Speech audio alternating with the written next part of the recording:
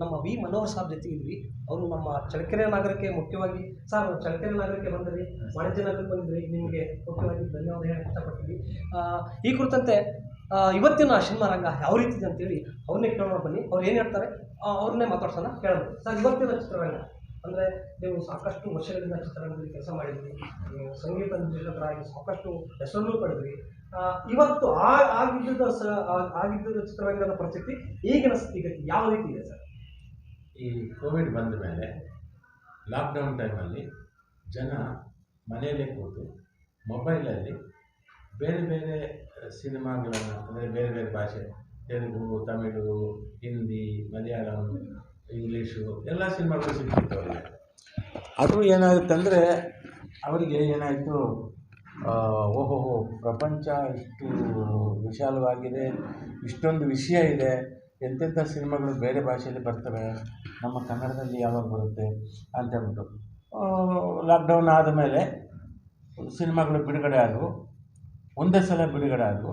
ವಾರಕ್ಕೆ 10, ಪ್ರತಿ ವಾರ 10 ಅಂತಂದರೆ ವರ್ಷಕ್ಕೆ 200-300 ಆಗ್ತಾ ಬಂತು. ಜನರ ಹತ್ರ ದುಡ್ಡಿರೋದು ವಾರಕ್ಕೆ 1 ಸಿನಿಮಾ ನೋಡೋಷ್ಟು ದುಡ್ಡು. ವಾರದಲ್ಲಿ 10 ಸಿನಿಮಾ ರಿಲೀಸ್ ಆದಾಗ ಇನ್ನು 9 ನಾವು ನೋಡೋಕ್ಕಾಗಲ್ಲ. ಈ ಅಪ್ಪಿತಪ್ಪಿ ಅವನು ಒಂದು ಸಿನಿಮಾ ನೋಡ್ದ, ಅದು ಅವನಿಗೆ ಇಷ್ಟ ಆಗಿಲ್ಲ, ಕಳಪೆ ಸಿನಿಮಾ ಅಂದಾಗ ಉಳಿದಿದ್ದು 9 ನೋಡೋಕ್ಕೆ ಹೆದರ್ತಾನೆ. ಆ 9ರಲ್ಲಿ 8 ಚೆನ್ನಾಗಿರೋವು ಇರ್ತವೆ. ಆ 8 ಒಳ್ಳೆ ಚಿತ್ರಕ್ಕೆ ಅನ್ಯಾಯ ಆಯ್ತಲ್ಲಿ. ಈ ಥರ ಪ್ರತಿ ವಾರ 8-8, 6-6, 5-5 ಸಿನಿಮಾಗಳಿಗೆ ಅನ್ಯಾಯ ಆಗ್ತಾ ಇದೆ. ಅದು ಒಂದು ಇದು. ಹಾಕಿದವನ ಬಂಡವಾಳ ಹೋಯ್ತು. ಸೊ ನಿರ್ಮಾಪಕ ಏನಾದ, ಸೋತ. ಇನ್ನು ಲೈಫಲ್ಲಿ ಅವನ ಸಿನಿಮಾ ಮಾಡೋಕ್ಕೆ ಆಗಲ್ಲ, ಆ ಸ್ಥಿತಿಗೆ ಬರ್ತಾನೆ. ಒಂದು. ಎರಡನೇದಾಗಿ ಸಿಂಗಲ್ ಥಿಯೇಟ್ರನ್ನೆಲ್ಲ ಹೊಡೆದಾಕಿದ್ರು. ಸಿಂಗಲ್ ಥಿಯೇಟ್ರಲ್ಲಿ ನಿಮಗೆ ಜನಕ್ಕೆ ತಲುಪುವ ಅಂತ ಬಜೆಟ್ ಅದು.